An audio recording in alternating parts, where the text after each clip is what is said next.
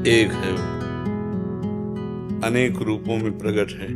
जिस रूप में मान लो आप, जिस रूप में मान, वो एक है, अनेक रूपों में प्रकट है। वो तो भगवान के स्वरूप है, पर ये भी सब भगवान के स्वरूप है। एक जगह कहीं मान लो, जहां मान लोगे वहीं से अनुभव हो जाएगा। पाषाण में मान लिया तो कितने सिद्ध हो गए, काष्ठ में मान लिया तो कितने सिद्ध हो गए, जल में मान लिया तो कितने सिद्ध हो गए। जहां मान लो वो एक है, एक होते हुए अनेक रूप में है। अब जो मान लो सब में वही एक है, दूसरा कोई है ही नहीं। वही शिव है, वही सब है। पहुंच हो तो हमारी शब्दों को पकड़ना। श्रीमद् भागवत में जब वेन के 100 का मंथन हुआ तो भगवान का अवतार हो गया। दाहिनी भुजा में पृथु भगवान और बाई भुजा से अर्ची महारानी, जो लक्ष्मी जी के अंश से है। मृत शरीर से भगवान का अवतार हो गया, पृथु अवतार।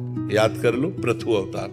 वही शिव है, वही शव है, वही शक्ति है, वही शक्ति रहित है। जहां जिधर दृष्टि डालो वो ही वो है। अब तुम्हारी आस्था कहां जुड़ती है? खास बात यह है वो एक है, एक होते हुए अनेक है। समझ पा रहे हो आप? कोई संशय इसमें? मुझे ऐसे ही लगता है कि जो आत्मा है वो परमात्मा से निकली हुई है। परमात्मा कौन है, इसी के बारे में ज्यादातर मेरा सवाल। बस तुम अभी फिर नहीं, अज्ञानी जीव कैसे समझ पाओगे? अभी ज्ञान की स्थिति तो है नहीं। एक है वही अनेक है। अभी सारा किया इन्हीं में है, तो तुम में नहीं है क्या? आत्मा कौन है? आत्मा कौन है? परमात्मा का रूप है। फिर और किस परमात्मा की खोज कर रहे हो? अब क्या है कि अपने लोग बाहरी शरीर को मैं मानते हैं। जैसे आपकी आयु कितनी है? 42 साल। 42 साल में 42 सेकंड भी आप अपने से नहीं मिले। 42 सेकंड भी आप अपने से नहीं मिले। 42 साल से इसी शरीर से खेल रहे हो और इसी शरीर में रह रहे हो, लेकिन आप अपने से नहीं मिले। और जिस दिन अपने को पा जाओगे तो किसी को पाना बाकी नहीं रहेगा। आपका जो स्वरूप है, जिसे आत्मा कहते हैं, उसे परमात्मा कहते हैं। वो केवल आत्मा और परमात्मा का भेद केवल जो हम करते हैं ना, वो शीशा और रूप को लेकर, जैसे शीशा है तो दो दिखाई देंगे कि नहीं दिखाई देंगे, और शीशा हटा दो तो एक ही बचेगा ना। तो शरीर को लेकर के हम अनेकता में आते हैं, तत्व में एक ही परमात्मा। आपके अंदर भी वही है। जैसे गंगाजल, एक चम्मच निकालो तो गंगाजल, एक टैंकर निकालो तो गंगाजल, और पूरी धारा तो गंगाजल कहोगे ना। तो चींटी में भी वही आत्मा और विराट भगवान भी वही आत्मा, सब कुछ वही है। बिल्कुल सत्य मानिए। अज्ञान के कारण हम उस तत्व को नहीं समझ पा रहे हैं। शुद्ध ज्ञान जब होगा तो एक के सिवा कोई नहीं है। जैसे तरंग समुद्र से ही उत्पन्न होती है, समुद्र में ही अटखेलियां करती है, और वो समुद्र ही है और समुद्र में ही शांत हो जाती है। तो तरंग क्या है? समुद्र ही है। बोलो, संशय है इसमें? समुद्र से ही प्रकट होती है, समुद्र में ही अटखेलियां करती है, और समुद्र में ही लय हो जाती है। तो तरंग है क्या? समुद्र ही तो है। केवल वायु विकार होने के कारण उसे तरंग कहा गया। ऐसे ही शरीर अभिमान और भोग वासना से युक्त हो जाने के कारण उसे जीव कहा गया, जीवात्मा। नहीं तो साक्षात परमात्मा है और कोई दूसरा है ही नहीं। देखो, हम बहुत सरल ढंग से जैसे बताते हैं, उसको समझ जाए जीव। एक बिजली है। अगर आप बिजली के महत्व को नहीं जानते हैं तो हम कहेंगे ये बिजली चल रही, देखो ये बिजली, तो आप केवल समझ पाएंगे कि बिजली चलाने का केवल काम करती है, लेकिन ये बिजली चमक रही है। देख रहे हो ना, ये बिजली ठंडा कर रही है, एक बिजली गर्मी पैदा कर रही। तो ये हमको मिला के जीवन दे रही हो, यही हमारा नाश कर देगी। छू जाए तो यही हमारे को मार देगी।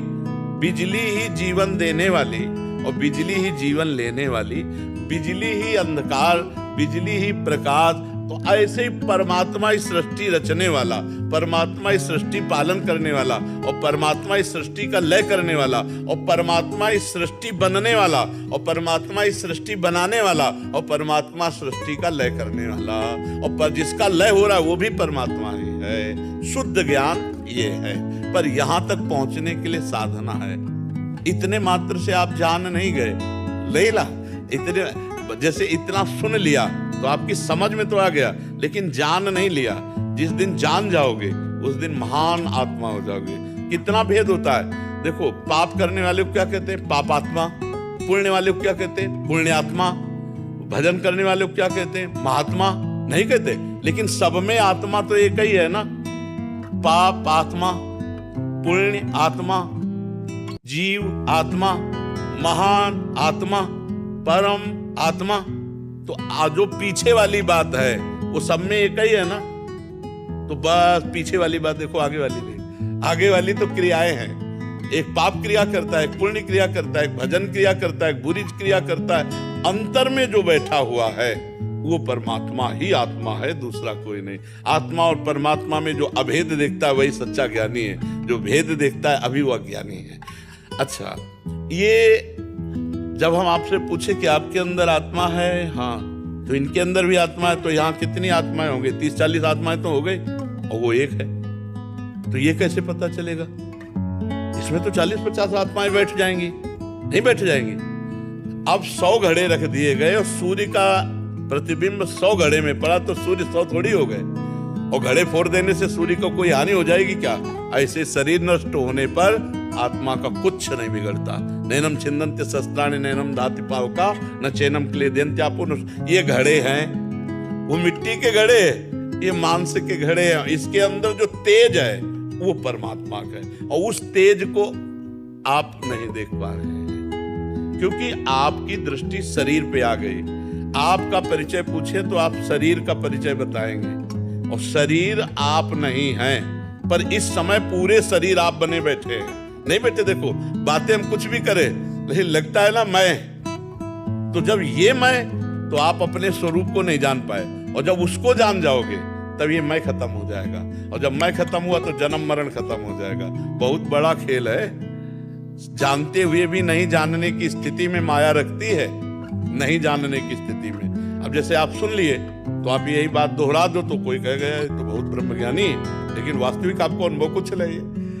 तो अनुभव जब तक ब्रह्म का ना हो तब तक ये बात केवल प्रवचन से नहीं समझ में आएगी। नायमात्मा प्रवचने न लभ्या न मेधया न बहुना श्रुते न। बहुत सुनने से या बहुत प्रवचन करने से कोई आत्मज्ञानी नहीं हो जाता। साधना करके जब अनुभव होता है तब वो आता। साधना में लगना पड़ेगा। अब साधना क्या साधना हो रही कलयुगी प्राणी की? समय से बाल भोग, समय से रात दोपहर का भोग, शयन भोग और मनमानी भोगों का आचरण, ये साधना हो रही। ईमानदारी से देखो तो जो मन में आया सो कर बैठे, तो इससे परमात्मा बोध तो नहीं होता है। मन को मार ले फिर हो गया भजन। मन को मार ले, एक एक तरंग उसकी मार दे, एक एक वृत्ति उसकी मार दे। हम मन कहे कि अमुक हो नहीं, फिर जो जलाए फिर उस समय मैं शरीर नहीं हूं, तब बात समझ में आई। ये तो बड़ी कहानी है। इसलिए हमें लगता है नाम जप करो भगवान का खूब अधिक से अधिक, और पवित्र आचरण करो, दूसरों को सुख पहुंचाओ, इसी से काम बन जाएगा। भगवान का नाम जप करो और पवित्र आचरण, दूसरों को सुख पहुंचाओ, सब में भगवान विराजमान है। तो इसी से भगवान कृपा करेंगे तो ज्ञान भी हो सकता है, प्रेम भी हो सकता है, कल्याण भी हो सकता है।